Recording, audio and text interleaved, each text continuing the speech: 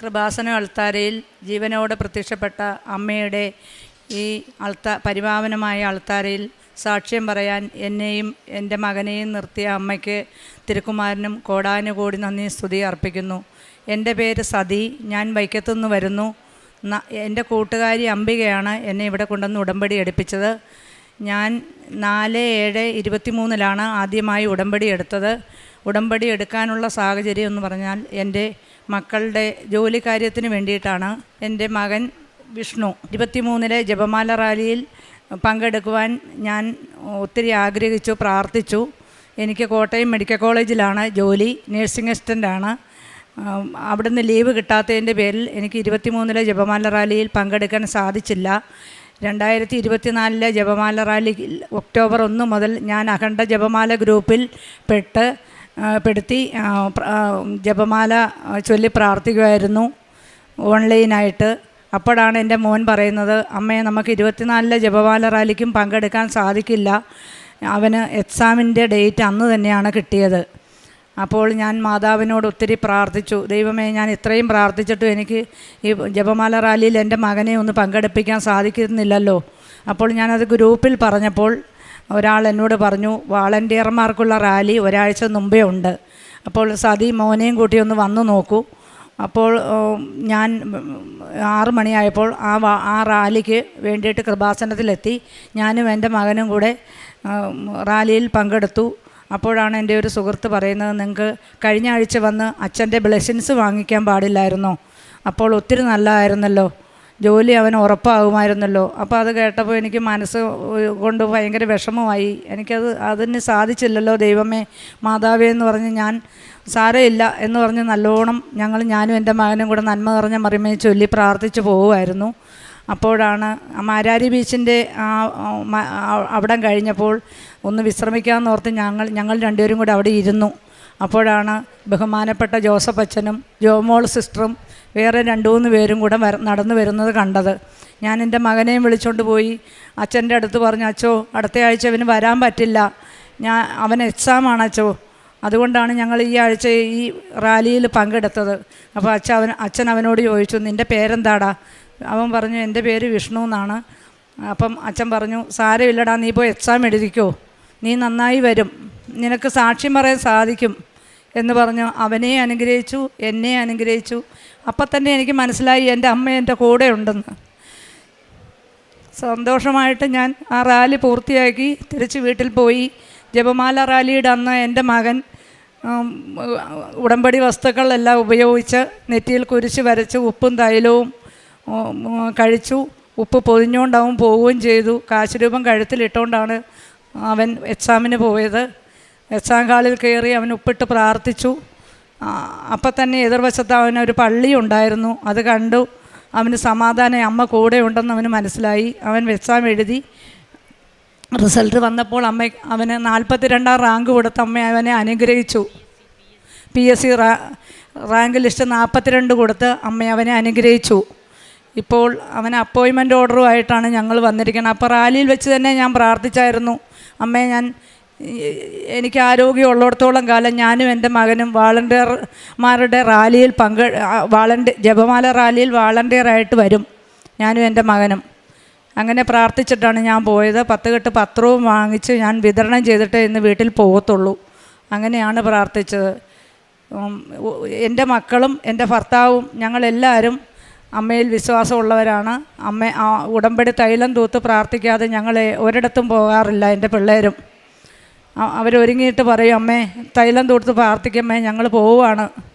അപ്പോൾ അമ്മയിൽ ഞാൻ സമർപ്പിച്ച് വിടും. എൻ്റെ കുഞ്ഞുങ്ങൾക്ക് ഒരാപത്തും വരാതെ മാതാവേ ഈശോയെ നീ കൂടെ ഉണ്ടാകണേ എന്ന് പ്രാർത്ഥിക്കും.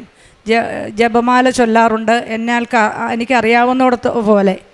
പിന്നെ ബൈബിള് വായിക്കുന്നുണ്ട്, കാരുണ്യപ്രവൃത്തി ചെയ്യുന്നുണ്ട്, പത്രം മേടിച്ച് വിതരണം ചെയ്യാറുണ്ട്, ബൈബിള് വായിക്കാറുണ്ട്. പാവപ്പെട്ട രോഗികളെ ചെന്ന് അനാഥാലയത്തിൽ ചെന്ന് കണ്ട് അവർക്കൊരു നേരത്തെ ഭക്ഷണത്തിനുള്ള പൈസയും ഡ്രസ്സും വാങ്ങിച്ചു കൊടുക്കാറുണ്ട്. ഒരമ്മച്ചിക്ക്, ആരുമില്ലാത്തൊരമ്മച്ചിക്ക് എന്നാൽ കഴിയുന്ന പോലെ മാസം തോറും ഞാനൊരു ചെറിയ തുക അയച്ചു കൊടുക്കാറുണ്ട്. പിന്നെ അത്ഭുതകരമായി എൻ്റെ മകനെയും അമ്മ മാതാവ് രക്ഷിച്ച ഒരു സംഭവം, ഞാനും എൻ്റെ കുഞ്ഞും മെഡിക്കൽ കോളേജിൽ നിന്ന് വീട്ടിലോട്ട് വരുന്ന വഴിക്ക് കല്ലറ എന്ന ഭാഗത്ത് വെച്ച് അത്ഭുതകരമായി എന്നെ ബൈക്ക് വണ്ടി വളഞ്ഞെടുത്തപ്പോൾ KSRTC ബസ്സിൻ്റെ അടിയിലോട്ട് എൻ്റെ കൊച്ചും ഞാനും കൂടെ പോയി. എന്നെ എടുത്തു മാറ്റിയ പോലെ എൻ്റെ അമ്മ മാതാവ് എന്നെ രക്ഷിച്ചു. ഞാൻ ഇറങ്ങിയില്ലായിരുന്നെങ്കിൽ ഞാനിന്നിവിടെ ജീവനോടെ നിൽക്കത്തില്ലായിരുന്നു. എല്ലാവരും ഓടിക്കൂടി. അപ്പോൾ ഒരു കുഴപ്പവും കൂടാതെ എൻ്റെ മകനും എഴുന്നേറ്റ് വന്നു. വണ്ടിക്കൊരു ചെറിയ പോറൽ മാത്രമേ വന്നുള്ളൂ. അമ്മയ്ക്കും ഈശോയ്ക്കും കോടാനുകോടി നന്ദി സ്തുതി അർപ്പിക്കുന്നു. എൻ്റെ മകന് ഞാൻ കൊടുക്കാം. ഇത്രയും അനുഗ്രഹങ്ങൾ തന്ന എൻ്റെ മാതാവിനും ഈശോയ്ക്കും കോടാനുകോടി നന്ദി സ്തുതി അർപ്പിക്കുന്നു. ഇനിയും സാക്ഷ്യം പറയാൻ എന്നെ ഇവിടെ വരുത്തും എൻ്റെ അമ്മ. അതിൽ ഞാൻ ഉറച്ച് വിശ്വസിക്കുന്നു. എൻ്റെ പേര് വിഷ്ണു എന്നാണ്. ഞാൻ ഉടമ്പടി എടുത്തിട്ടില്ലെങ്കിലും അമ്മയാണ് ഉടമ്പടി എടുത്തത്. ഞാൻ അമ്മയുടെ കൂടെ നിന്നാണ് പ്രാർത്ഥിച്ചുകൊണ്ടിരുന്നത്. എല്ലാ ദിവസവും പ്രാർത്ഥിക്കുമായിരുന്നു. എക്സാം എഴുതാൻ പോകുമ്പോൾ കാശിരൂപവും ഉപ്പും തൈലവുമായിട്ടായിരുന്നു ഞാൻ പൊയ്ക്കൊണ്ടിരുന്നത്. ഞാൻ ആകെ കാശിരൂപവും വെച്ചിട്ട് രണ്ട് എക്സാമേ എഴുതിയിട്ടുള്ളൂ. LGSൻ്റെ എക്സാമും LDCയുടെ എക്സാമും. ആ രണ്ടിലും ഞാൻ മെയിൻ ലിസ്റ്റിൽ വന്നിട്ടുണ്ട്. LGSൻ്റെ റാങ്ക് ലിസ്റ്റ് LGSൻ്റെ ജോലിക്ക് ഞാൻ മെയ് 7-ാം തീയതി കയറി. 7-ാം തീയതി എന്നുള്ളത് അമ്മ പ്രത്യക്ഷപ്പെട്ട ആ ദിവസം തന്നെ ആയതിനാൽ എനിക്ക് അതിയായ സന്തോഷമുണ്ട്. പിന്നെ LDCയിലും റാങ്ക് ലിസ്റ്റിലുണ്ട്. ദൈവം അനുഗ്രഹിക്കുകയാണെങ്കിൽ രക്ഷപ്പെട്ടു പോകും. ഇതെല്ലാം ദൈവമാണ് എനിക്ക് തന്നത്. മാതാവിനും യേശുവിനും കോടാനുകോടി നന്ദി പറയുന്നു. ഇവൻ്റെ കഴിവുകൊണ്ടല്ല ഈ ജോലി ലഭിച്ചത്, എൻ്റെ മാതാവിൻ്റെ കഴിവ് കൊണ്ട് മാത്രമാണ്. അത്രയ്ക്കുള്ള പഠിത്തമൊന്നും എൻ്റെ മകനില്ല. എൻ്റെ അമ്മയാണിത് വാങ്ങിച്ചു തന്നത്. ഇതെൻ്റെ അമ്മയ്ക്ക് സമർപ്പിക്കുന്നു. ദൈവമായ അങ്ങ് എത്ര അത്ഭുതങ്ങൾ ഞങ്ങൾക്ക് വേണ്ടി പ്രവർത്തിച്ചു. ഞങ്ങളുടെ കാര്യത്തിൽ അങ്ങ് എത്ര ശ്രദ്ധാലുവായിരുന്നു. അങ്ങയ്ക്ക് തുല്യനായി ആരുമില്ല. ഞാൻ അവയെ വിവരിക്കാനും പ്രഘോഷിക്കാനും തുനിഞ്ഞാൽ അവ അസംഖ്യമാണല്ലോ. 40-ാം സങ്കീർത്തനം 5-ാം തിരുവചനമാണ്. ഇന്ന് സതി തൻ്റെ മകൻ വിഷ്ണുവുമായിട്ട് തൻ്റെ മകന് കിട്ടിയ അപ്പോയിൻമെൻറ്റ് ലെറ്ററുമൊക്കെ ആയി ഇവിടെ വന്നു നിന്ന് അനുഭവസാക്ഷ്യം പങ്കുവയ്ക്കുന്നു. മകൻ എങ്ങനെ തൻ്റെ മകന് ജോലി സാധ്യതയുണ്ടായി. ബഹുമാനപ്പെട്ട VP ജോസഫ് അച്ഛനെ കാണണമെന്ന് എല്ലാവരും ആഗ്രഹിക്കുന്നു. ഇവിടെ വന്ന് ഞങ്ങളോട് തന്നെ ചോദിക്കാറുണ്ട്, അച്ഛനെ കാണാൻ പറ്റുമോ? എന്നാൽ ഇന്ന് സതി പറഞ്ഞത് അച്ഛനെ കാണണമെന്ന് ഇവർക്ക് അറിയില്ലായിരുന്നു. അതായത് ഒരു ജോലിക്ക് ഒരു എക്സാമിന് പോകുന്നതിന് മുമ്പ് അത് അമ്മയുണ്ടല്ലോ, ആ ഒരു ചിന്ത മാത്രമാണ്. അമ്മയും ഈശോയും ഉണ്ട്. അപ്പോഴതിനിവർ പ്രാധാന്യം കൊടുത്തു. അങ്ങനെ മറ്റൊരു സഹോദരി പറഞ്ഞാണ് അച്ഛനെ നിങ്ങൾക്ക് കാണാൻ സാധിച്ചിരുന്നെങ്കിൽ.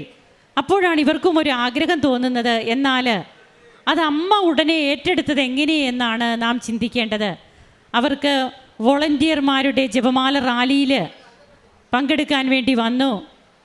ജപമാല റാലിക്ക് വോളണ്ടിയറായിട്ട് ഈ മകളും മകനും തൻ്റെ മകനുമൊക്കെ ഉണ്ട്.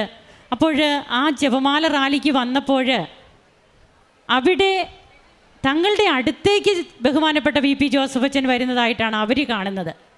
അതായത് ഇവിടെ നാം വന്ന് അച്ഛനെ കാണണമെങ്കിൽ ചീട്ടെടുക്കണം, ക്യൂ നിൽക്കണം, ചീട്ടെടുക്കണം. എന്നാൽ അമ്മ നമുക്ക് വേണ്ടിയിട്ട് തുനിയും. അമ്മ നമ്മുടെ കാര്യത്തിൽ ഇടപെടുമ്പോൾ, ഈശോ നമ്മുടെ കാര്യത്തിൽ ഇടപെടുമ്പോൾ അച്ഛൻ തനിയെ നമ്മുടെ അടുത്തേക്ക് വരും.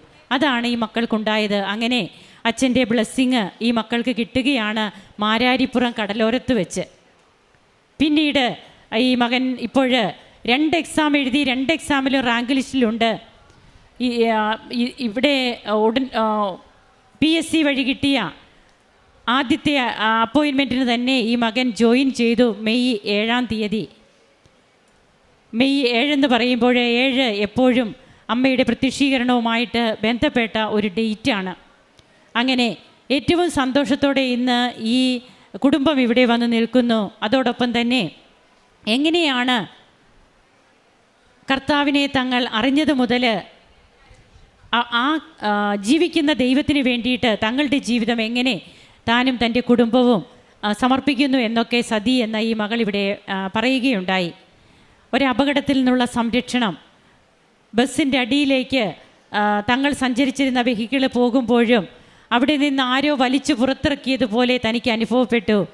അതെല്ലാം ഉടമ്പടി നേർച്ച വസ്തുക്കൾ ഉപയോഗിച്ച് എന്നും എവിടെ പോയാലും തൻ്റെ മക്കൾക്കായാലും തനിക്കായാലും സഞ്ചരിക്കുന്ന വെഹിക്കിളിനായാലും ഒക്കെ ഉടമ്പടി നേർച്ച വസ്തുക്കൾ ഉപയോഗിച്ച് പ്രാർത്ഥിച്ചിട്ടേ തങ്ങൾ പുറത്തു പോകാറുള്ളൂ. അവിടെയെല്ലാം അമ്മയ്ക്കറിയാം ഇവരുടെ ഹൃദയം എങ്ങനെയാണെന്ന്, അമ്മയെ വിളിച്ചുകൊണ്ട് നടക്കുന്ന ഒരു ഹൃദയമാണെന്ന്. അവിടെയൊക്കെ സംരക്ഷണം കിട്ടുകയാണ്. ഇത് തന്നെയാണ് ഇവിടെ നാമും കേട്ടത്. അതായത് ഞങ്ങളുടെ കാര്യത്തിൽ അങ്ങ് എത്ര ശ്രദ്ധാലുവായിരുന്നു. ദൈവം നമുക്ക് വേണ്ടി ശ്രദ്ധിച്ച് കാതോർത്തിരിക്കുകയാണ്. നാം കർത്താവിന് വേണ്ടിയിട്ട് സമയം ചിലവഴിക്കാൻ തയ്യാറാണെങ്കിൽ കർത്താവ് നമുക്ക് വേണ്ടി ഒരു 100 കാര്യങ്ങൾ ചെയ്യും. നമുക്ക് കരങ്ങളടിച്ച് ദൈവത്തെ മഹത്വപ്പെടുത്താം. ഈശോയ്ക്കും അമ്മയ്ക്കും നന്ദി പറയാം. യേശുവേ നന്ദി, യേശുവേ സ്തുതി, യേശുവേ ആരാധന.